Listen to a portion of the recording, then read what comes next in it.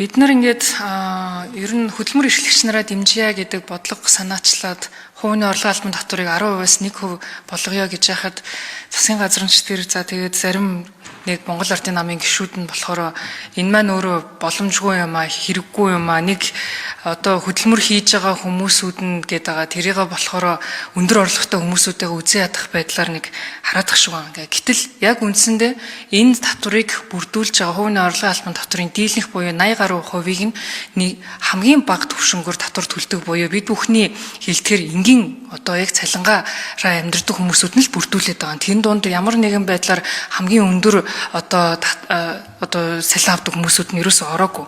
За тэгэд нэг зүйл байгаа юм нь болохоор бид нар ингээд хөдөлмөр хийдэг хүмүүсүүдтэйгээ ерөөсөө дэмжиж гэдэггүй. Тэгээд тэр нь юун дээр харагдаж байна гэхээр албан бус хөдөлмөр эрхлэлтийн тоог хараад үзэхээр 2020 онд албан бус хөдөлмөр эрхлэгч нар нь бөөний болон жижиглэн худалдааны салбарт 54 мянга байсан байна. 2024 он болоход 112 мянга болж 2.1 дахин өссөн. Энэ юуг илэрхийлж байгаа вэ гэхээр манай татварын бодлого маш хүнд байгаа юм. Тийм учраас энэ хүмүүс маань татвар төлөгч биш байгаад одоо ингээд албан бусаар хөдөлмөр эрхлээд ингээд явах шийдвэрийг гаргаад байна гэсэн үг. Хувийн орлогын албан татварыг 1% болгосноор бид нар энэ даалт байгаа эдийн засгийг гаргаж ирэх юм аа. Бас дараагийн нэг зүйл нь болохоор бид нар энэ дундаж давхрыгаа дэмжинэ.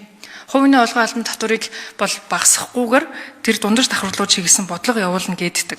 Тэгэд энэ засгийн газрын хэрэгжүүлж байгаа бодлого нь болохоор жидүү сангаар одоо жишээ нь дэмжинэ гэж хэлдэг. 2025 онд 1210 компани хүсэлтэд явуулсан байгаа. Тэн дундаас 324 компани болохоор тэр жидүү сангаас зээл авсан. Нийтдээ 47.8 тэрбум төгрөг. За ингээд үлдсэн 886 компани нь болохоор санхүүгийн их усүр байхгүй болохоор энэ одоо хөнгөлөлттэй жидүүгийн зээлд бол хамрагдаж чадаагүй. Тэгэхээр ямар компаниуд нь одоо жилийн бүр ингээд маш өндөр хүүтэй тий банк бус байгуу интерес 36% хүүтэйгээр зээл аваад ямар нэг жилийн 5% хүүтэй зээл аваад явах юм. Тэгээд энэ хоёр компани хоорондоо яаж өрсөлдөх юм? Энэ өөрөө яаж шудраг зарчим байгаа юм бэ? Тэгэхээр ингээд төр өөрөө ингээд шудраг бус зарчмуудыг бий болгоод харин ч бүр ингээд нийтэд нь бүх иргэдэд нь хамаатайгаар хамгийн олон хүнийг хамарсан хувийн орлогын албан татвар 1% болгочоо гэж яхад нь тэрийг одоо дургуутсаад байгаа гэдэг нь бол маш тийм шудраг ёсны зарчимд бол үйлчлэх хэрэг байгаа.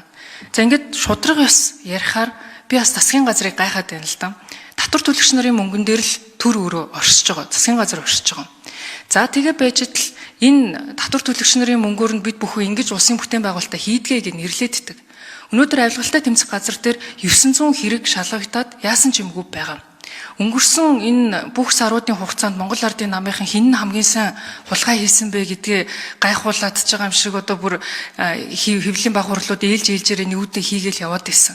Тэгээ тэр хэрэгүүд нь шийдэгдсэн чинь байхгүй. Хідэн их найдын тухай. Тэрбумын тухай бид нар сонсоод гайхширдаг байсан ч одоо их найдын тухай яриад яадагч болцсон.